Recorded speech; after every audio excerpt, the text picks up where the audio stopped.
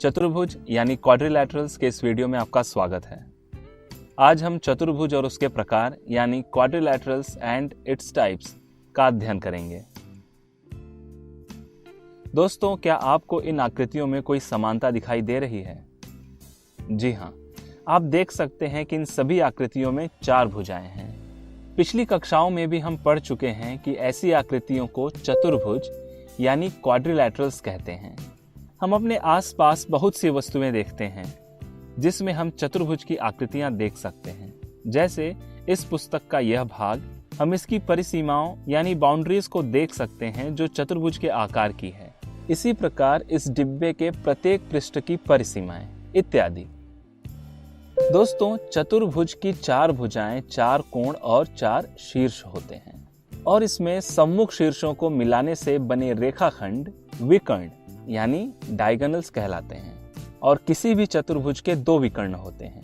यदि किसी चतुर्भुज की यह विशेषता हो कि उसकी सम्मुख भुजाएं यानी सामने वाली भुजाएं समांतर हों, तो इस प्रकार के चतुर्भुज को हम समांतर चतुर्भुज यानी पैरेललोग्राम कहते हैं। दोस्तों, हम जानते हैं कि समांतर चतुर्भुज की सम्मुख भुजाएं और सम्मुख कोण बराबर होते हैं और इनके दोनों विकर्ण एक दूसरे को समद्विभाजित करते हैं। यानी हम कह सकते हैं कि OA OC के बराबर है और BO OD के बराबर है। चलिए अब हम कुछ विशेष समांतर चतुर्भुजों को देखते हैं। दोस्तों, क्या आप अंदाजा लगा सकते हैं कि यदि इस समांतर चतुर्भुज की सभी भुजाएं बराबर हों तो हम इसे क्या कहेंगे? वीडियो पॉज कर आप इसका उत्तर सोच सकते हैं। जी हाँ, इस प्रकार के समांतर चतुर्भुज को हम समचतुर्भुज और अंग्रेजी में हम इसे रोम्बस कहते हैं, क्योंकि समचतुर्भुज एक ऐसा समांतर चतुर्भुज है जिसकी सभी भुजाएं बराबर होती हैं। इसके दोनों विकर्ण एक दूसरे को लंब समद्विभाजित करते हैं। दोस्तों, आयत यानी रेक्टेंगल, इसके बारे में हम पिछली कक्षाओं में भी पढ़ चुके हैं।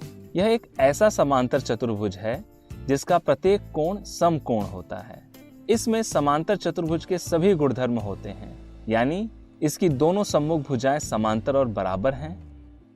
यदि आयत की सभी भुजाएं बराबर हों तो यह आकृति कुछ इस प्रकार दिखाई देगी। आप इस प्रकार की आकृतियों से परिचित हैं। वीडियो पॉज कर आप इसका नाम सोच सकते हैं। जी हाँ दोस्तों, यह वर्ग यानी स्क्वायर है। इसकी सभी भुजाएं बराबर और सभी कोण 90 अंश के होते हैं। अब तक हमने जितने भी चतुर्भुजों को देखा उनकी दोनों सम्मुख भुजाएं समांतर हैं। लेकिन यदि किसी चतुर्भुज में भुजाओं का एक युग्म समांतर हो तो इस प्रकार के चतुर्भुज को हम क्या कहेंगे?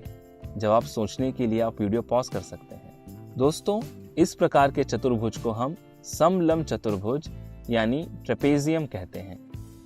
जो भुजाएं समांतर नहीं हैं, यदि वह बराबर हो तो ऐसे समलंब चतुर्भुज को हम समद्विबाहु समलंब चतुर्भुज यानी आइसोसेलेस ट्रेपेजियम कहते हैं। दोस्तों, आपने पतंग जरूर देखी होगी। यह कुछ इस आकार की दिखाई देती है। इसकी भुजाएं समांतर नहीं होती। अलग अलग आसन्न भुजाओं के 2 युग्म होते हैं जिनकी लंबाई बराबर होती है। ऐसे चतुर्भुजों को हम पतंग यानी काइट कहते हैं। इसका एक विकर्ण दूसरे विकर्ण को समकोण पर समद्विभाजित करता है। दोस्तों, इस सत्र में बस इतना ही।